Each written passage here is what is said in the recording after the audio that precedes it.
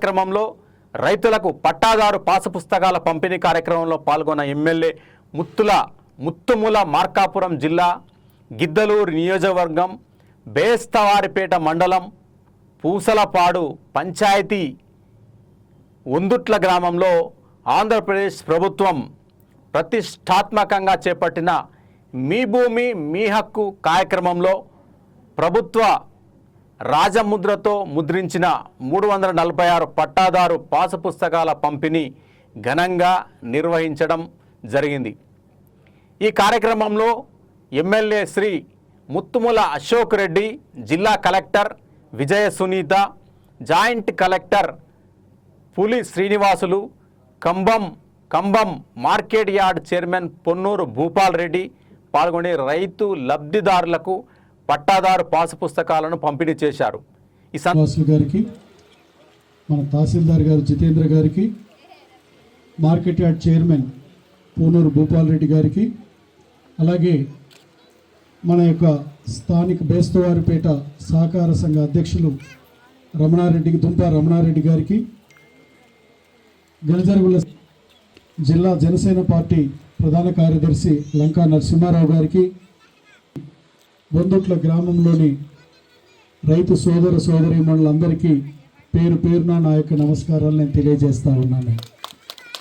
రాష్ట్రంలో ఉన్నటువంటి రైతాంగానికి రాజముద్రతో కూడినటువంటి పట్టాదారు పాసు పుస్తకాలు ఉండాలి.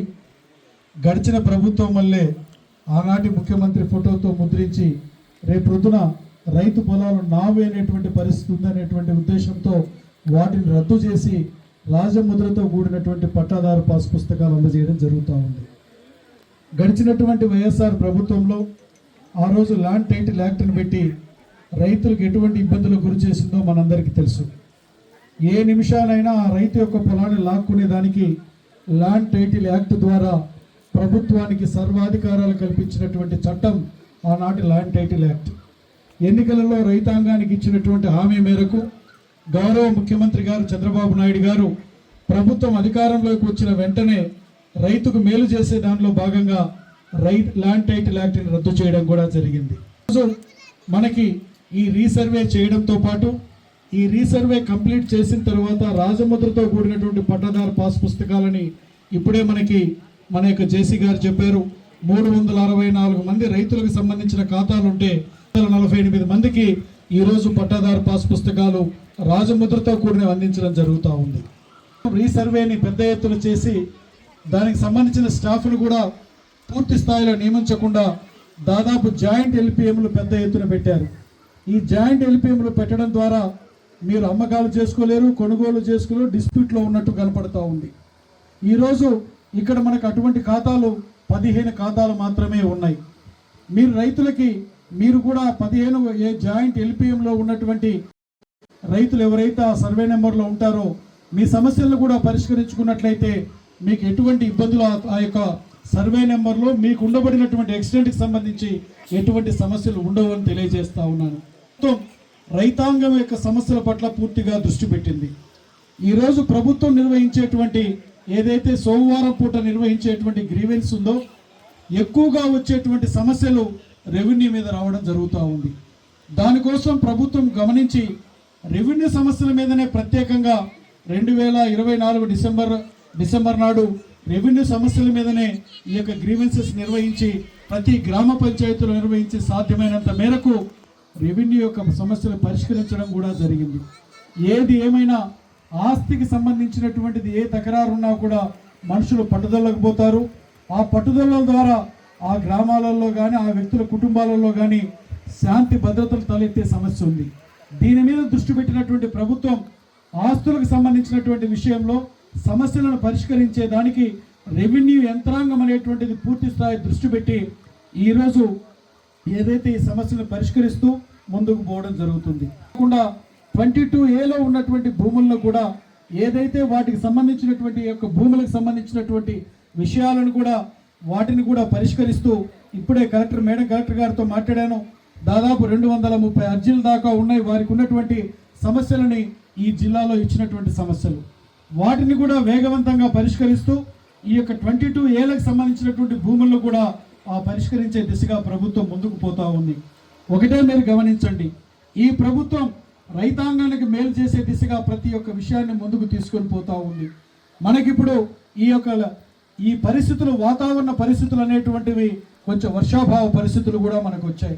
దీనికి తగ్గట్టుగా ప్రభుత్వం ముందస్తుగానే రైతాంగాన్ని సమాయత్తం చేస్తూ ప్రభుత్వం వైపు నుంచి వ్యవసాయ శాఖ తీసుకోవాల్సినటువంటి ప్రతి జాగ్రత్తని తీసుకోవడంతో పాటు రైతాంగానికి సూచనలు కూడా అగ్రికల్చర్ డిపార్ట్మెంట్ ద్వారా కూడా ఇస్తున్నటువంటి విషయాన్ని మీరు గమనించవలసిందిగా కోరుతా ఉన్నాం.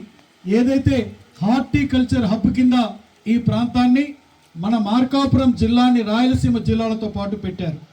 దీని గుండా జరగబోతున్నటువంటి మేలులు ఏమిటనంటే, గతంలో తాటిచెర్ల మోడు దగ్గర నుంచి మనము మార్కాపురం కుంట దగ్గరకు పోతా ఉంటే నాకు కనపడుతున్నటువంటిది బత్తాయి తోటలు, చీని తోటలు కనపడేటివి. అప్పుడు 170 అడుగులు, 200, 300 అడుగుల్లో ఉన్నాయి. మనకి 1100 అడుగుల వరకు కూడా బోర్ వేసిన నీరు పడని పరిస్థితి. ఆ లోతుల నుంచి చీని చెట్లకు నీళ్లు కడితే ఆ వేడి నీళ్లను కట్టడం గుండా వీటికి తెగులు సోకడం, చెట్లు చచ్చిపోవడం, రైతుకి ఇబ్బందికరమైన పరిస్థితి వచ్చి 1 ఎకరా కూడా చీని తోటలు కనపడని పరిస్థితి మనకు కనపడతా ఉంది. ఆదాయం ఎక్కువ వస్తుంది. నీటి లభ్యత లేని కారణంగా బత్తాయి తోటలన్నీ కూడా కొట్టేసిన పరిస్థితి. కానీ హార్టికల్చర్ హబ్ ద్వారా మనం ఒక బత్తాయి తోటలే కాదు, మామిడి తోటలే కాదు, ఇటువంటి ఈ ఉద్యానవన పంటలను మనం వేసుకోగలిగే దానికి ప్రభుత్వం పూర్తి స్థాయిలో సహకారం అందించబోతా ఉంది. సబ్సిడీలు అందించబోతా ఉంది. డ్రిప్పులు, స్ప్రింక్లర్లు ఇవ్వడమే కాదు, చెరువులను అభివృద్ధి చేయడమే కాదు, ఈ విధంగా చెప్పుకుంటూ పోతా ఉంటే ప్రభుత్వము పొలాలకు రోడ్లు వేసే విషయం దగ్గర నుంచి ప్రతి కార్యక్రమాన్ని కూడా 40,000 కోట్ల రూపాయలని రాయలసీమ 52 నియోజకవర్గాలు, మార్కాపురం 4 నియోజకవర్గాలు, ఒంగోలుకు సంబంధించినటువంటి 8 నియోజకవర్గాలు కలిపి 64 నియోజకవర్గాలకి 40,000 కోట్ల రూపాయలు మనకి. తుంపా కోటమ్మ, మొదల పాండురంగారెడ్డి,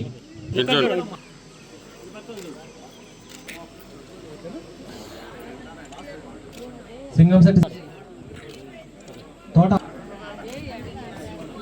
వారు మీ అందరికి ఇచ్చేస్తారు.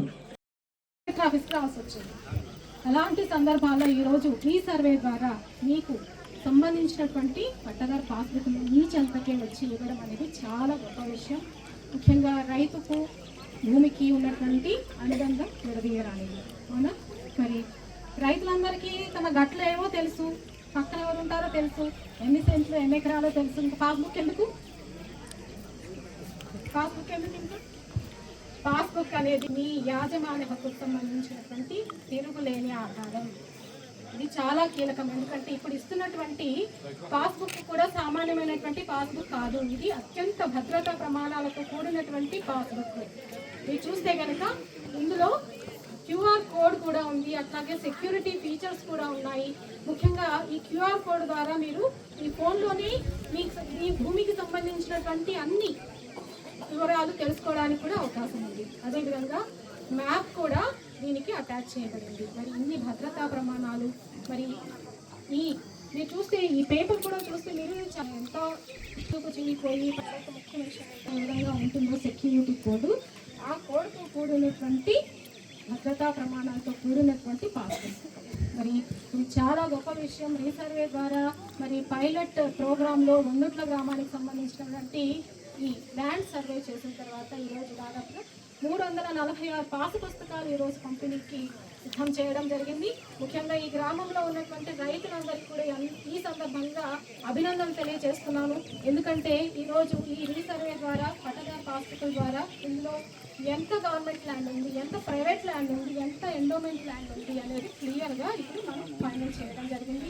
కాబట్టి ఈరోజు మరి మీరు చూసినట్టయితే మనం 346 ఉన్న ఖాతాది 364 అయితే దాదాపు 95.60% అంటే ఆల్మోస్ట్ 4% తక్కువ పడి, లేకపోతే ఈ ప్రాంతంలో కందో లేకపోతే కనుక నీళ్లుంటే మొక్కజొన్న వేసుకుంటే గరిష్టంగా 30-40 వేల కంటే మించి రాదు.